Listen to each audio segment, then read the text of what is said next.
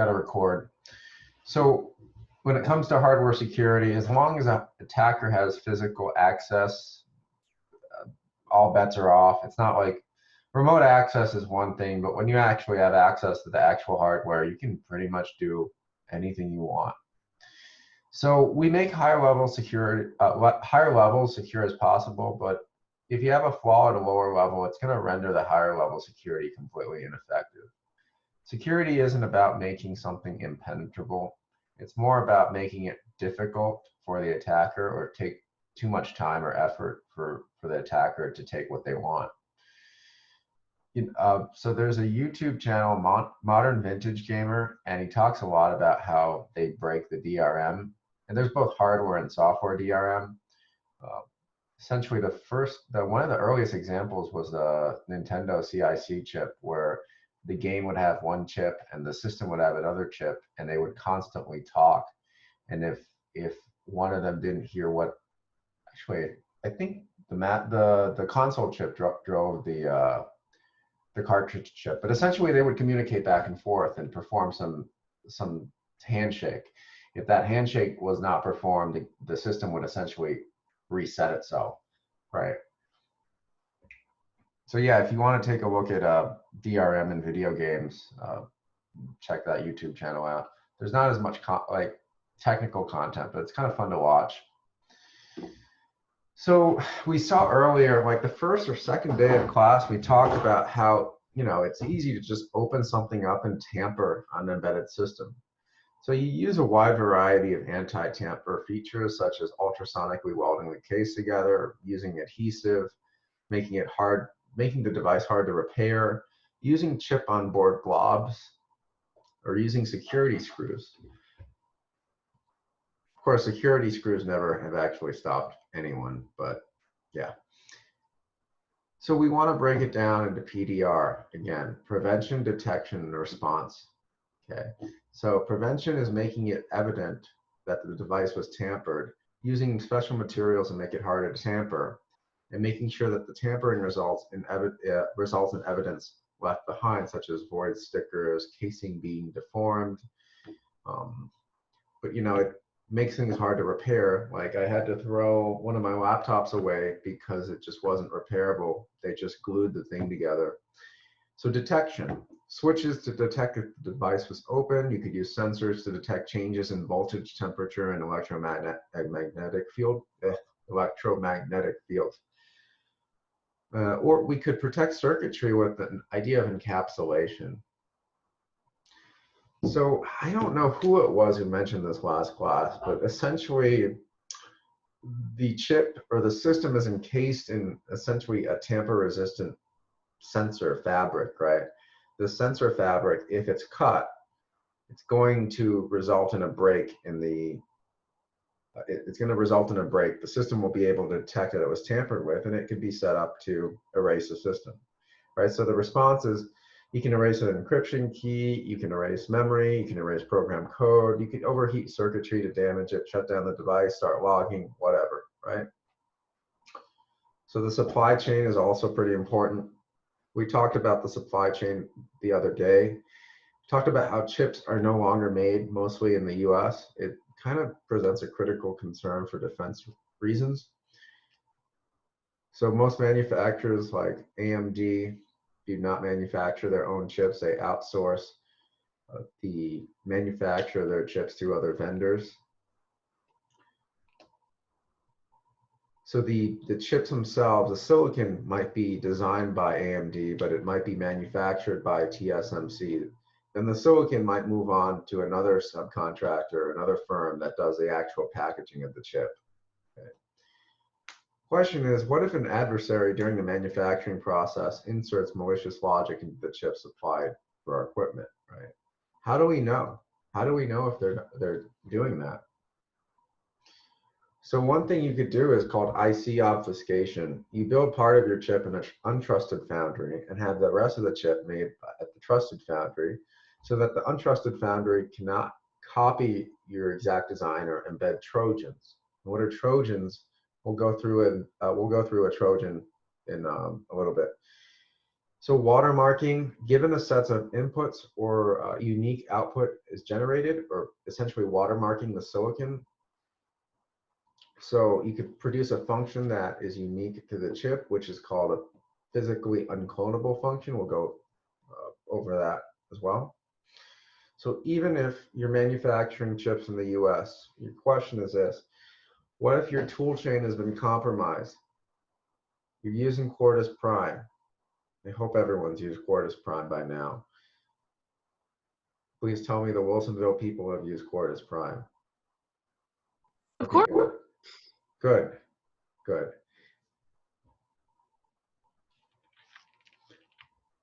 So let's say you're using Quartus Prime, attacker sneaks in the night before, replaces your synthesis tool with one that generates a hardware Trojan or backdoor, essentially generating malicious code or malicious circuitry, right?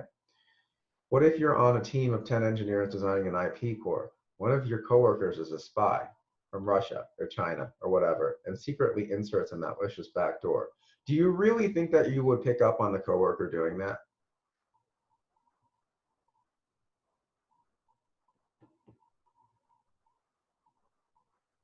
Does anyone think that you would pick up on a coworker on your team inserting a malicious backdoor?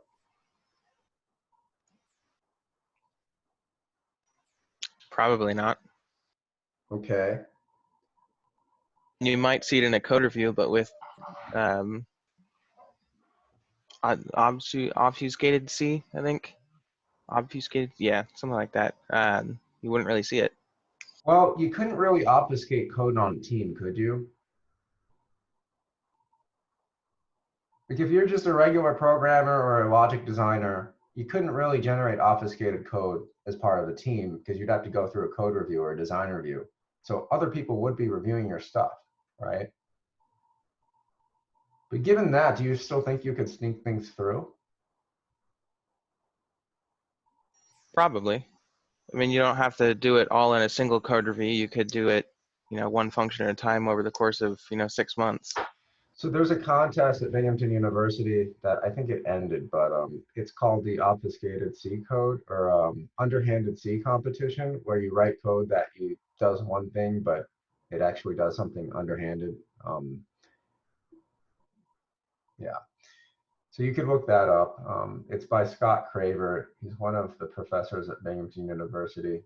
I've never actually taken a class with him, but yeah, so it would really be hard to detect something to your tool chain or one of your coworkers inserting malicious code. Let's say you're on a digital logic design team and your design uses 200 logic elements or 2,000 logic elements. You're not going to notice 2,100 when the design goes up to, let's say, 2,100 logic elements, right? You're probably too busy or goofing off or something, right? So 237, let's say, to 245 units when someone inserts this malicious logic, you're not going to notice, right? You're working on C code. Your C code was generated 2,285 kilobytes instead of 2,148 kilobytes. No one's going to notice, right? So you have to watch out for, you'd want to watch out for that.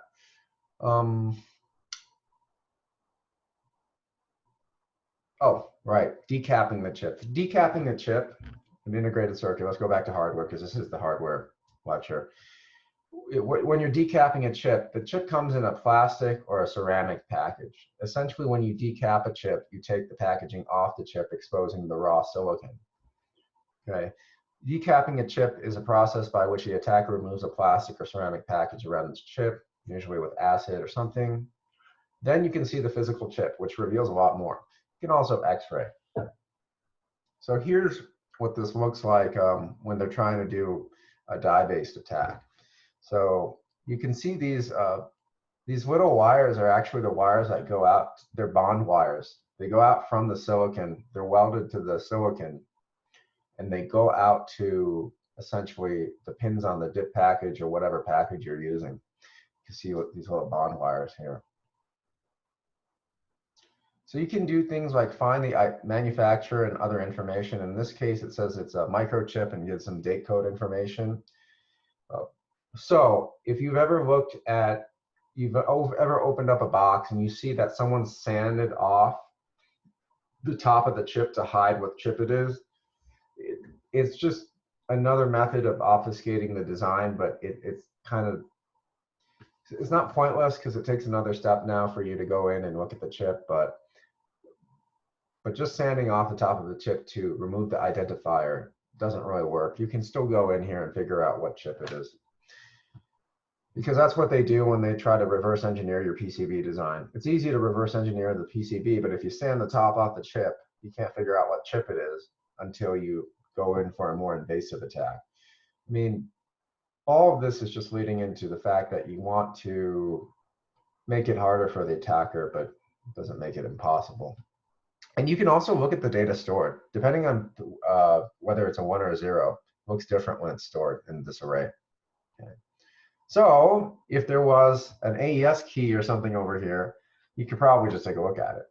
Now, this is a pretty invasive attack, though. Taking a chip out of a system, acid washing it, and getting the bare die is quite an invasive attack.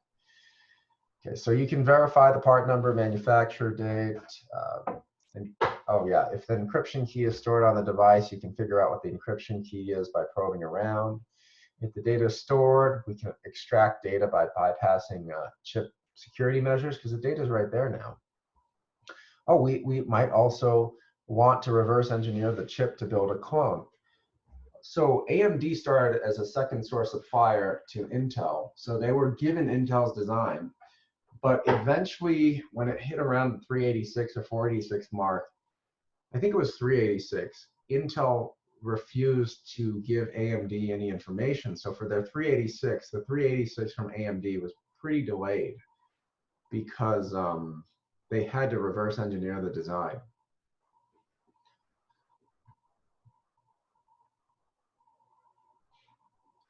So die-based attacks require more money, time, energy. They're destructive. As a process on a chip shrinks, attacks become more difficult. Part of it is you need more expensive equipment. When we were talking about the side channel attacks, we were talking about, well, some side channels, you know, the more resolution we have in the data, 8 bits of data versus 32 bits of data. The Hamming weight of the data is significantly different there. It's going to be much more fine. It's going to be a much more fine resolution at 32 bits worth of data versus 8 bits of data. So yeah, it becomes more expensive, right? And if we think back to earlier in the class, we talked about the classes of attacker, right? We talked about the most well-funded organizations like the government or organized crime having the most money and time are no concern. But then we had class 1 attackers, which might be us with limited tools and knowledge.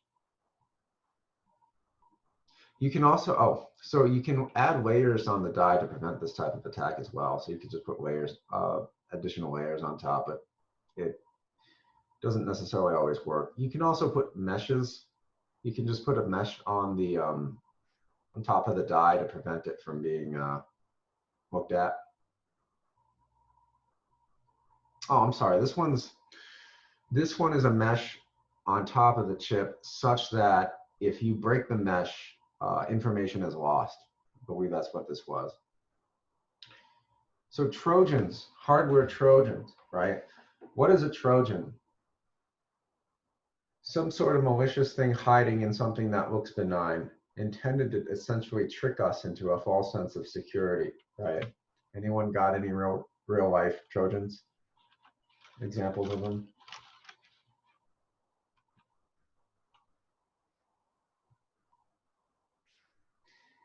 CSET is a Trojan, apparently, according to the chat. Okay, I'm sorry you feel that way. CSET lures us into a false sense of security. Great. Anything else? What's ransomware?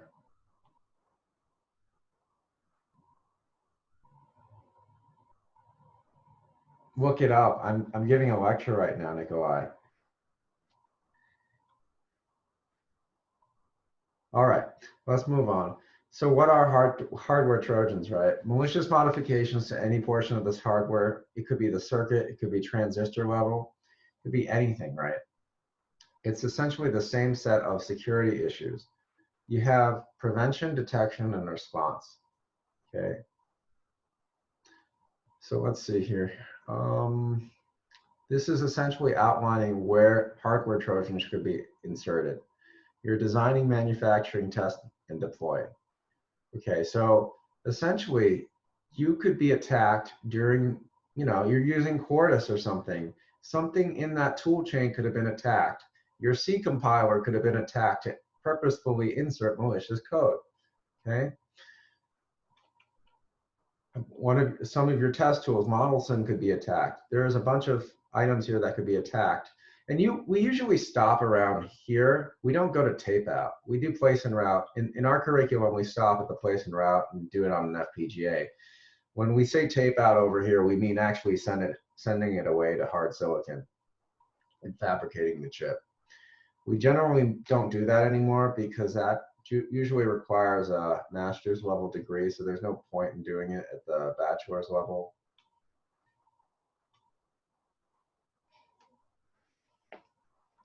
So in manufacture with a wafer and mask production and photolithography, your vendor could insert malicious code there as well. With the packaging and bonding, you could also insert Trojans at that point.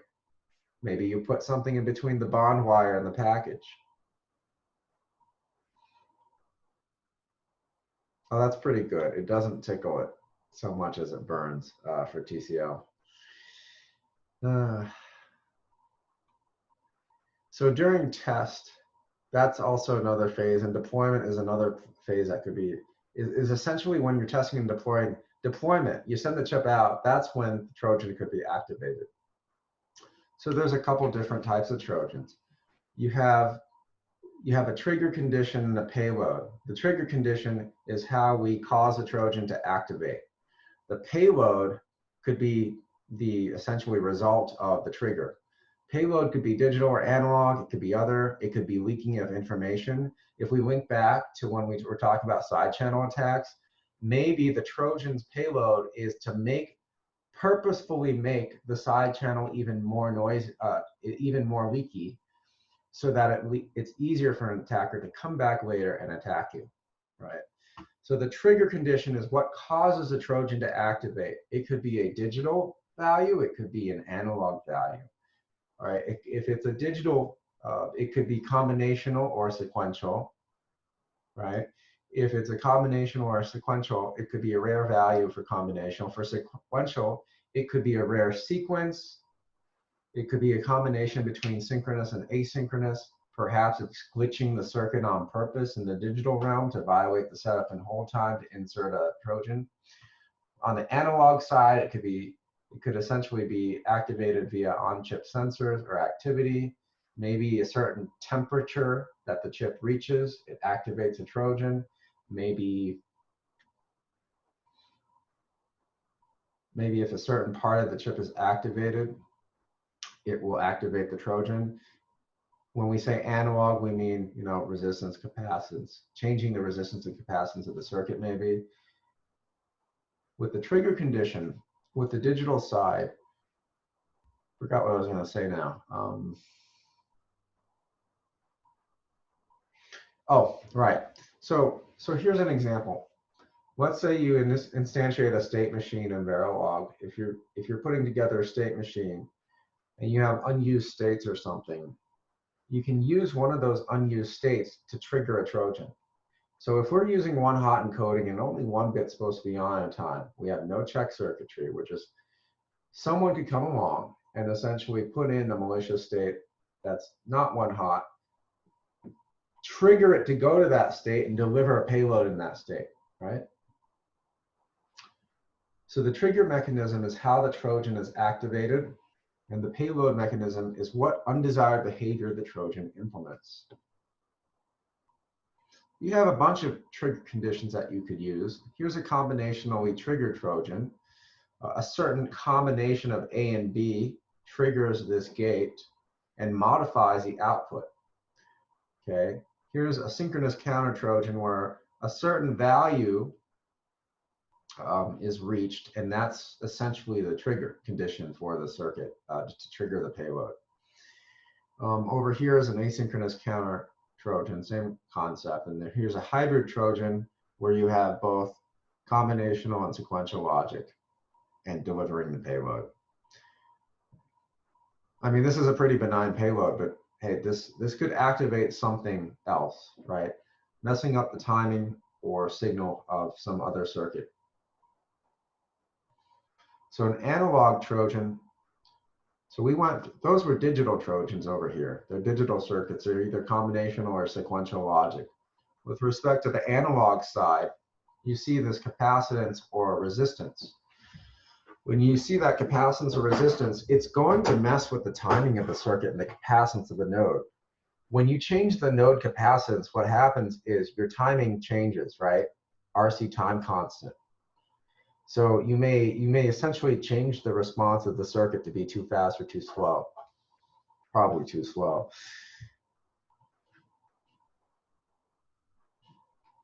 So this one's triggered based on heat. This Trojan is triggered based on heat.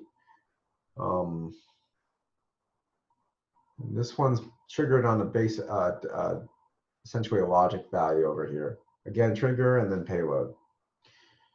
So JTAG's another thing I want to touch on, which is you've been using JTAG for programming, but it's also used for testing. We talked about how JTAG could be used to read every single pin on the chip, to set every single pin on the chip, pretty much. Read back the entire configuration of the device, program the device. What you could do for JTAG is just disable it completely. Obviously, when you disable it, you can't use it anymore, so you can't use it to update things. But there's also secure JTAG options that are available on newer devices. So what is a puff? A puff is a physically unclonable function. Essentially, the puff is inherent in the structure of something. We have our DNA, we have our face, our fingerprint. All of these things are unique to us. Those are biometrics, right? Biometric data that can identify that we are who we say we are, essentially authenticating that we are who we say we are, except for twins, right? So a function that is inherent in the structure of something, right? In this case, a chip, that's easy to evaluate, but hard to duplicate.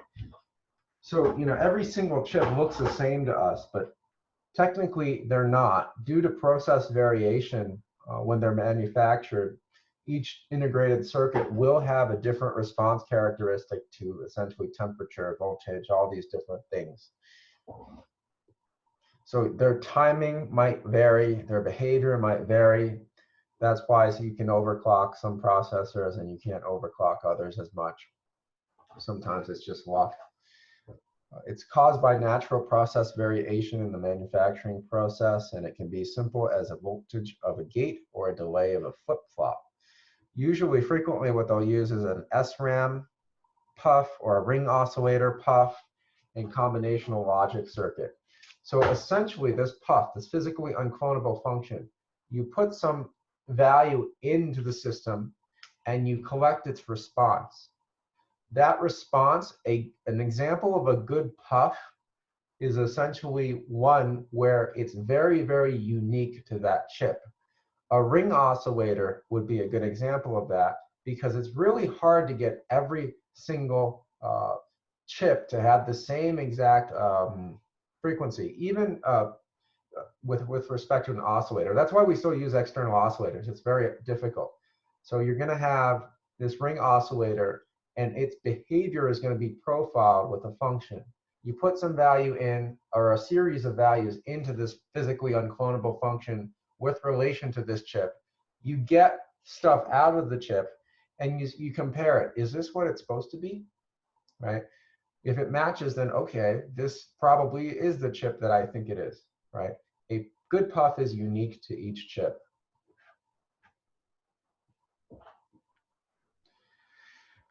So it's essentially biometrics for integrated circuit.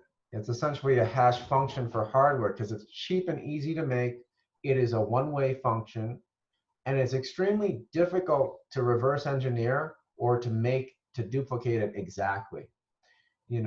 For example, that ring oscillator on one chip, even in one corner of a chip versus another corner of chip, may tend to go to a certain frequency. So we can use puff to authenticate that the chip we're on is the chip we think it is. We can do things like measure circuit delays because they vary from chip to chip. You measure a series of circuit delays. Once you measure a series of circuit delays, you can say, well, if our circuit delays match for this chip, you essentially record the values of the circuit delay. And then when you go to verify, you run the function again, you run the puff through, you collect the data and see whether that data matches. If it does match, then we're probably on the right chip, right? But because there's process variation between so many chips, you're not going to get exactly the same response out of every single piece of silicon. And that's essentially how they try to essentially use puff to authenticate chips. Oh, okay, so random number generators. Has anyone watched Press Your Luck? I think everyone here is too young. Okay, good, someone has watched it. So Press Your Luck is a game show. And this guy, Michael Larson, went on the game show. There's this board. If you get a whammy, you lose, right? But you essentially press the button and you might win some of these prizes. Or you might land on a whammy. So this board, Michael Larson figured out that it wasn't completely random, and he could time the button press to essentially never land on a whammy, right? So this is why random numbers are pretty important, because they fixed this in the second version of the show.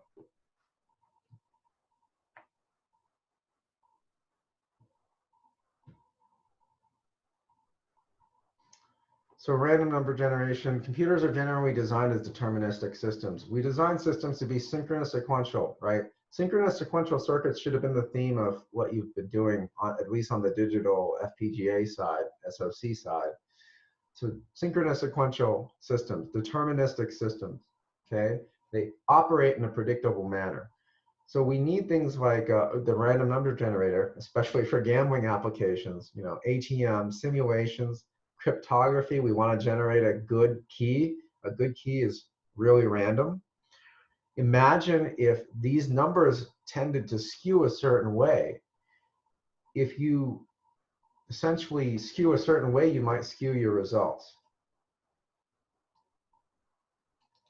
Bold of me to assume that our programs work reliably. Did I imply that? I'm sorry. I shouldn't have implied that. So imagine if these were not truly random, right? You'd be in trouble, or you could actually exploit some of this. So TRNG stands for True Random Number Generator. It usually is done in hardware. The PRNG is a pseudo-random number generators, and they're not truly random. They're essentially an algorithm that takes a seed value applying a fixed algorithm. They look random to us. By the way, humans are horrible at generating random numbers. We're extremely horrible at generating good passwords or random numbers. We think we're special and unique, but in some ways we are, in some ways we're not. So if you apply the same seed value, you get the same random number. Calling rand in C uses the PRNG. It's not necessarily suitable. The hardware random, 42 is a random number, yeah, I know. Hardware random number generator approach is better than the software approach generally, but let me ask you this. What if we're calling rand on a microcontroller, where is it pulling that random from? I mean, it's easy to know if we're on let's say a desktop computer. Actually, that's not true either, because back in the day, depending on what processor, I think VIA had this issue where the random number generator was not that good. So if we think about it, the random number generator has to be non-deterministic, right? Has to have non-deterministic behavior, It has to be resistant to changes in power and electromagnetics, or electromagnetic emanations, or interference rather. It has to be resistant to temperature variation, and it also has to be resistant to aging. This is really difficult. Any other variations in the operating environment as well. We want entropy, we want confusion, and we want disorder when we want to generate a random number. And we want to have a good source of non-predictable noise. My question is this: where is your microcontroller, your 8-bit microcontroller or 32-bit microcontroller that's sitting on some embedded system, pulling that random number from?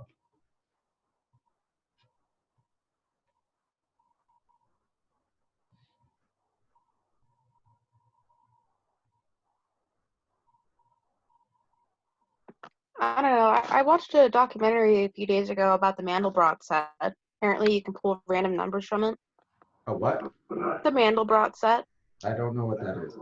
It's really cool. It's like this seriously awesome like fractal thing. Apparently, that's how they originally were pulling random numbers, Okay. like when they were first trying to do it. Well, I have to look into that.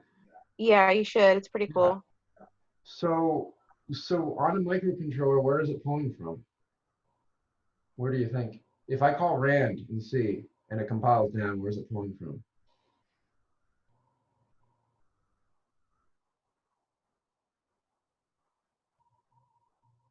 The time clock? My microcontroller doesn't have a time clock.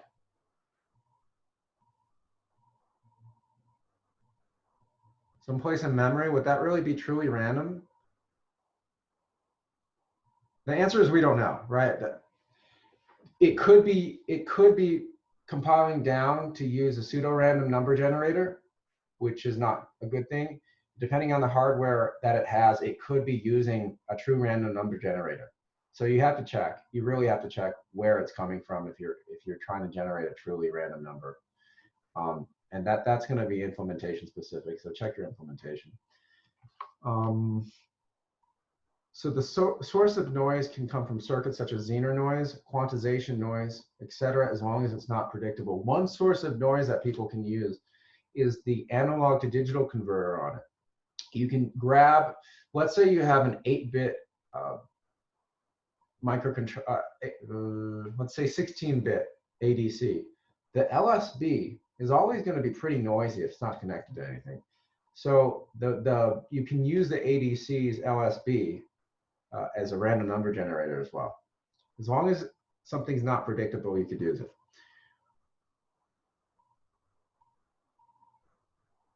So quantization noise from ADC, the LSB. You can use noise generators from circuit components and free-running oscillators as well. Around 2013, Intel switched to a digital RNG from an analog RNG. It's actually really hard to get the digital circuit to produce a truly reliable random number. So they were using an analog circuit.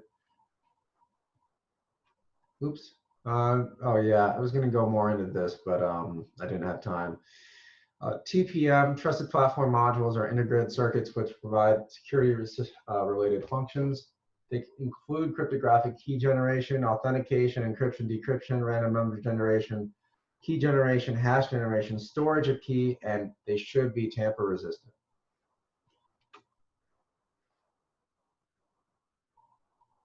So essentially all the stuff that we want to look at in this class. I think I want to just go to this one link and talk about the secured microcontroller for a minute.